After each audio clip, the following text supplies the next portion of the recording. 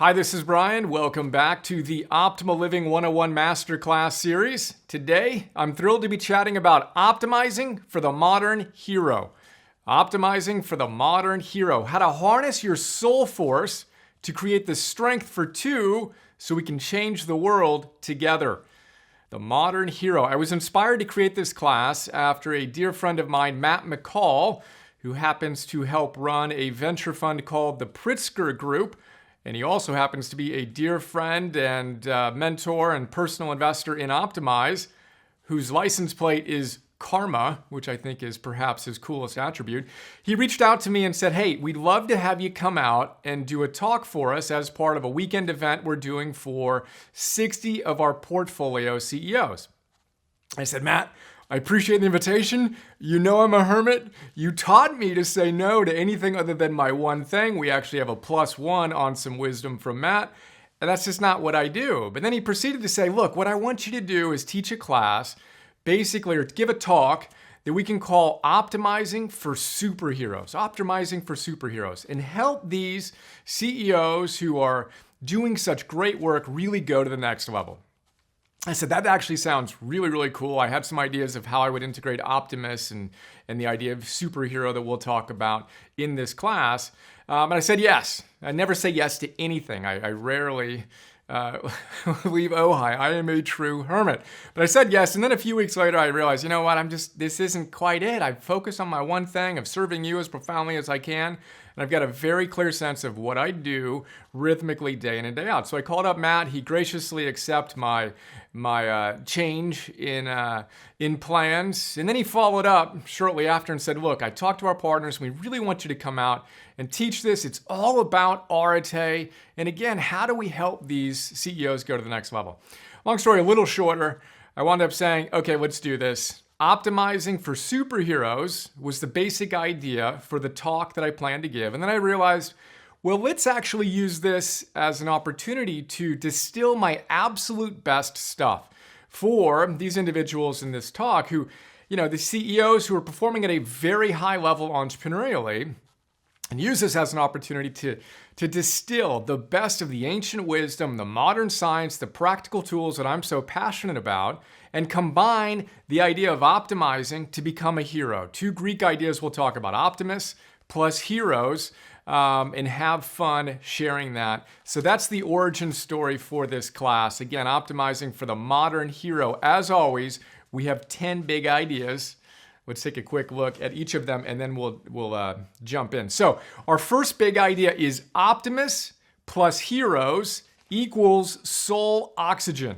So when we talk about optimizing for the modern hero, I want to bring this back to ancient times. So I want to talk about the Greek ideas of Optimus and hero. So, pop quiz, do you know the ancient etymology of the word optimize? It's Optimus, which means the best, and do you know the ancient etymology of the word hero? In ancient Greek, it wasn't tough guy or killer of bad guys. The word hero, which was spelled with a really cool line over the E and the O as we modernized it, meant protector. Again, not tough guy, but protector. And a hero's secret weapon was love. They had the strength for two, and they were willing to do the work necessary to create that strength. And I'm going to connect that to modern science and Abraham Maslow, who tells us that what one can be, one must be. This impulse to become the best version of you in service to others is fundamental to our existence. We'll talk about that from his model. And I'm going to challenge you throughout the class. What's the best version of you look like? And how do you use that desire and impulse to be the best version of you in service to the world such that we can change the world together by being the change we want to see, one person at a time, aggregated and compounded over the world, makes a huge difference. That's our first big idea, just starting small. The second big idea, we're going to go back to ancient Greece and talk about Telos, Eudaimonia, and arete. Telos, Aristotle said that we are teleological.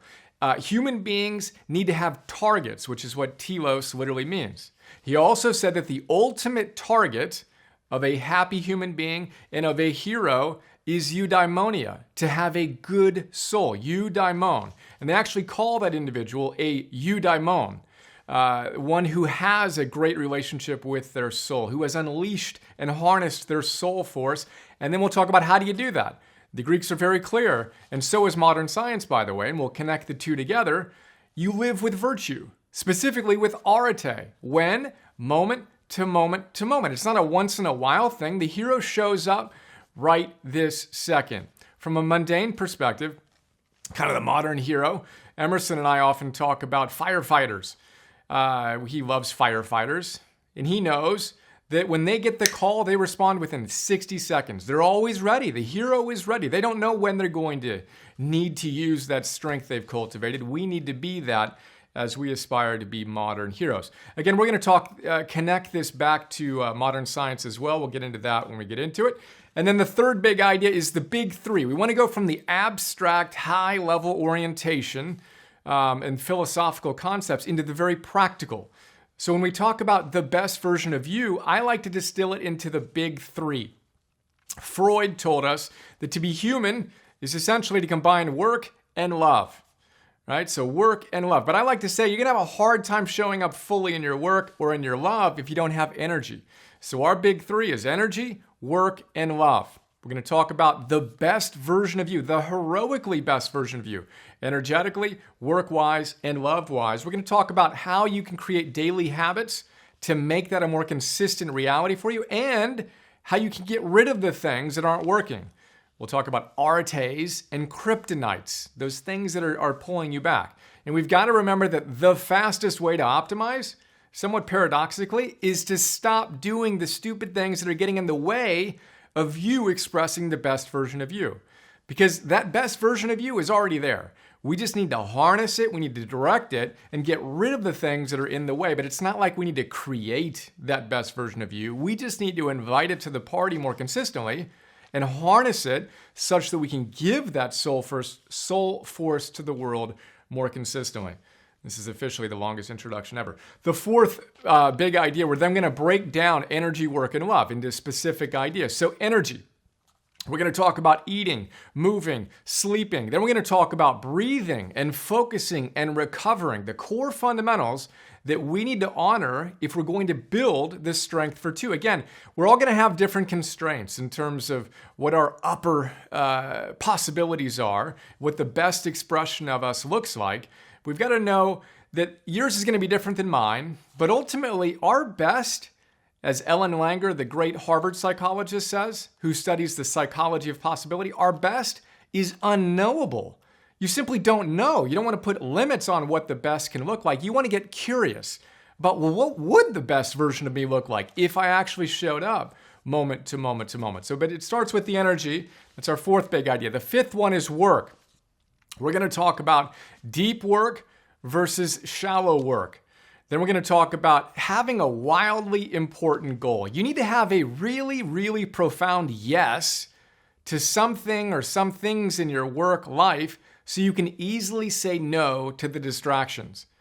I just was studying Yuval Noah Harari's newest book, 21 Lessons for the 21st Century, and he threw out a stat. Americans check their phones 8 billion times per day. 8 billion times per day. That's not going to get us there. We'll talk about that. And having a wildly important goal so we can shut out the distractions and focus on what matters. Then we'll talk about Peter Drucker's idea of first things first. Second things, not at all. We'll integrate that into our work and live and work heroically. Our sixth big idea is heroic love. Barbara Fredrickson has something called Love 2.0, a great book on the science of expanding our sense of love beyond kind of love 1.0 of our family and our friends and our very intimate group that we say we love. She says you need to have love 2.0 and extend that basically to everyone, all of humanity. I'm going to propose we want to have love 0.0. So love 2.0, right? We want to have love 1.0, optimize our relationships with our family and friends, etc. We'll talk about how to do that, but also with ourselves. It all starts with ourselves. Ayn Rand, who isn't known as the most compassionate human on the planet, but she said, to say I love you, you first must know how to say the I. You have to have a strong sense of I, then we'll connect it to one of the most compassionate teachers on the planet, who talks about self-compassion and how we can cultivate that. And then we'll have Love 3.0, which I'm going to call heroic love, which is love for everything and everyone in the world, and using that as fuel, using our obstacles as fuel for our heroic journeys. So we've got energy, work, and love in detail. Then our seventh big idea is heroic algorithms. We're going to talk about AI versus IQ. And then we're going to talk about making your best your new baseline. Algorithms is, as again, Yuval Noah Harari says, the number one concept of the 21st century. We've taught a whole class basically on all these ideas. This is kind of a best of, right? But Harari says this is the number one concept of the 21st century. Ray Dalio, the billionaire, incredibly powerful human being, tells us that this is the number one language to learn in the 21st century. How to write algorithms. Psychologists tell us this is the fastest way to boost our well-being, to write algorithms, if then. So we're going to talk about how we can create heroic algorithms. We're going to talk about willpower and the fact that it outpredicts IQ. Willpower outpredicts IQ by a factor of 2 for academic performance. Think about that for a second. If you knew someone's willpower and you knew their IQ, and you wanted to know which one would predict their academic performance, go with willpower. It's twice as effective at predicting their performance academically and basically in every other area of their life. But get this, willpower heroes play offense, not defense. They use their willpower, which is finite. In my interview with Roy Baumeister, who wrote the book on willpower, the scientist studying this, he says this: you got to play offense. You got to use your willpower wisely to install habits that run on autopilot. Well, what is that? Those are algorithms. That's what I call AI, ancient intelligence. Artificial intelligence is cool, but ancient intelligence is your basal ganglia. It's 500 million years old. Mammals developed their basal ganglia 500 million years ago to basically groove behavioral patterns. So you do the same thing consistently when it works. Well, we got to know what works, do more of it. And we got to know what doesn't work and do less of it. Ancient intelligence. We're going to talk about that in depth. Our eighth big idea is Memento Mori. So I have a Ryan Holiday Daily Stoic inspired coin, Memento Mori. If you ask my 6-year-old son Emerson what this means, he'll say that's the death coin. Remember death. Memento Mori. Why do we want to remember death? Well, we want to remember death because on the other side of the coin, we have a Marcus Aurelius quote, which is, you could leave life right now. You could leave life right now, which means today's the day. Right now is the moment for us to step into our highest potential. What are you waiting for? As we become more and more embodied with that best version of us and that modern hero version of us, we appreciate that today's the day. Then we have fun creating what I call masterpiece days. If you could have a blank piece of paper and put in your ideal day, your masterpiece day, what would it look like? I'm going to suggest you think really hard about that and you start with your big 3, energy, work, love. Put those into your day as your big rocks, the first things that go in, such that when you execute those things on a daily basis, it's really hard to have a bad day and it's really exciting to see how you spiral up into the next best version of you. So Memento Mori leads us to Carpe Diem, today's the day, which leads us to Masterpiece Days. We'll unpack that. The 9th big idea is heroic courage plus anti-fragile, buoyant confidence plus hero mantras. So courage. Go back to Aristotle. In his Ethics, he's the one who told us that eudaimonia is the highest good. It's the summum bonum. It's the whole reason for being alive, right? How do you achieve that? You live with virtue, or arete. The number one virtue he teaches in his Ethics, courage.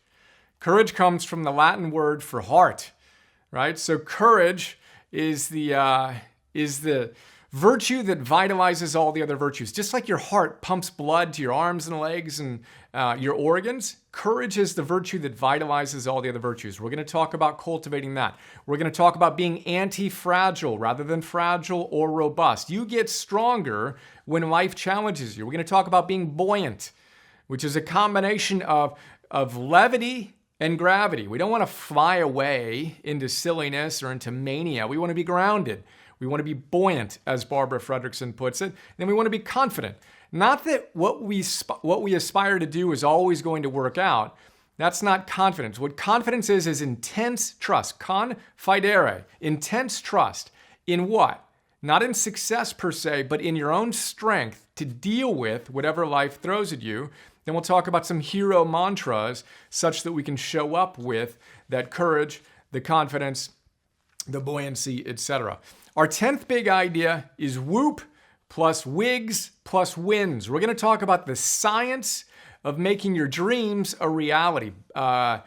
Gabrielle Oettingen, I was going to say Barbara Fredrickson, but Gabrielle Oettingen is one of the world's leading researchers studying the science of how to make your dreams a reality, which in itself is pretty cool. And what she discovered is it's not enough to throw up a vision on a board and get excited about it and dream about it coming to fruition. She says you need to rub that vision up against reality.